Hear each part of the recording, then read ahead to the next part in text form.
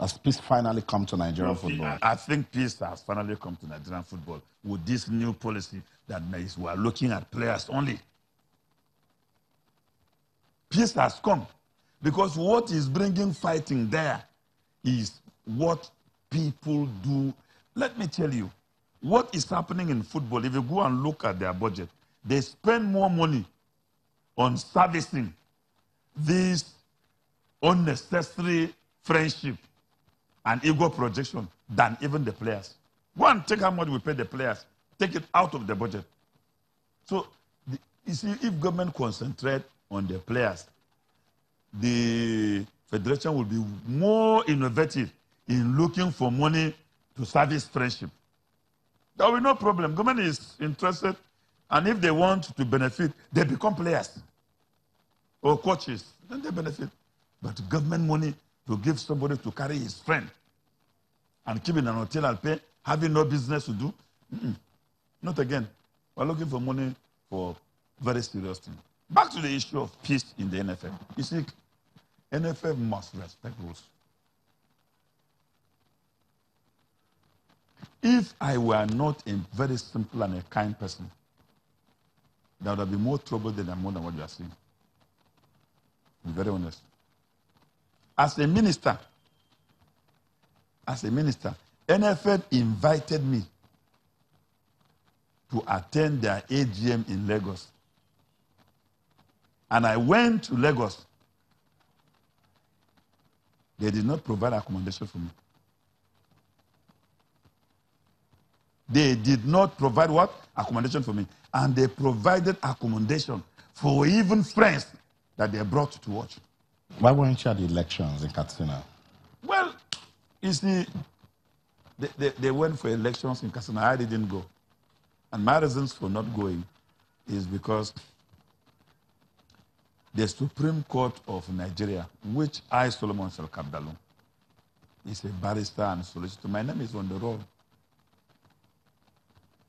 That is where I belong.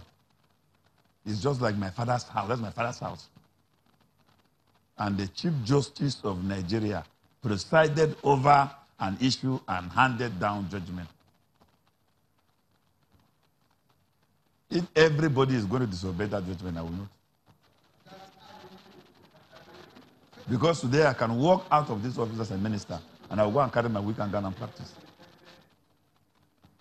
So if I disobey the judgment of the Supreme Court of Nigeria, do I have the moral audacity to approach any court and ask for justice for any Nigerian? The answer is no. So mine is based on principle. I didn't go to Katsina because there is an existing judgment of the Supreme Court of Nigeria, and I advised them on what to do. I said there is what we call political resolution of judgment. Get the man who get the judgment. Let's come together. Okay, you have gotten judgment. Congratulations. You wanted to prove a point and you have established your point.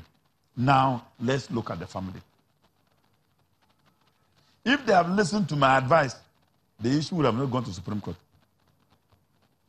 Because when Giwa got judgment against them, I, Solomon Sulakan, was the one who called Amadu and told him, if you don't appeal against this judgment, I will enforce it. He appealed. Immediately they served me with a notice of appeal. I said, as a lawyer, a notice of appeal is a stay. So I stayed the whole thing before the court finally gave order.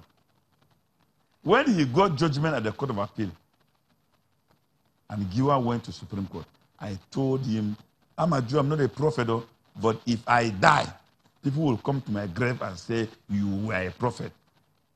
Please, let's start discussing with this man now, because if this matter goes to the Supreme Court, there is an aspect of disobedience of the court order, and I know the attitude of Nigerian court.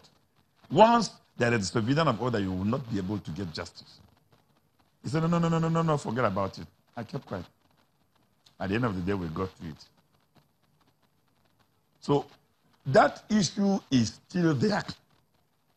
There is no way the Supreme Court of Nigeria, with the judgment they gave, there is nobody. All these stories were going about FIFA said this. FIFA can never. There is no any statute that can override the decision of the Supreme Court of Nigeria. Not at all. Because the judgment of the Supreme Court of Nigeria is anchored on the Constitution of Nigeria. And the Constitution of Nigeria, Section 1, Section 2, says any law that is inconsistent with the Constitution is void to the level of inconsistency. There is no any international statute, none at all. I challenge any lawyer that can come and override the decision of the Supreme Court. The President of Nigeria, President Muhammadu Buhari, doesn't have the right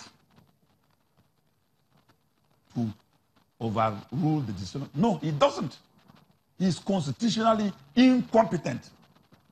The only person that can obtain that judgment is the same Supreme Court in another matter with similar facts that it can overrule itself and say, okay, in the case of this, we overrule ourselves. Otherwise, nothing.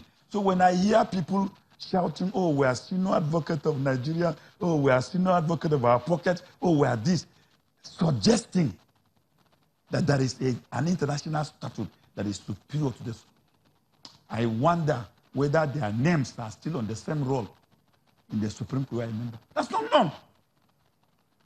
That is known. That judgment as it is remains the position of the law in Nigeria unless negotiated by the parties. So does that mean that you don't approve of this current leadership of the NFF? It's not even me approving. Whether I approve or I approve, I cannot change anything. It's not me. You see, I am a minister today because the Constitution of the Federal Republic of Nigeria created this office and gave me the power to be a minister. I move with security and serene. It is the law that accorded me that. We are what we are by law. The man who is calling himself NFF president is by law. He didn't win a battle. So he cannot choose and pick. It's not me approving. Has the law approved of what they did? If the law approves of it, Solomon Dalung is in it. If the law doesn't approve of it, no. Because if I will now violate the laws of Nigeria, then you can see that picture where the picture where I'm holding Bible there. I keep the picture here to be reminded the oath I took. So it's not about me.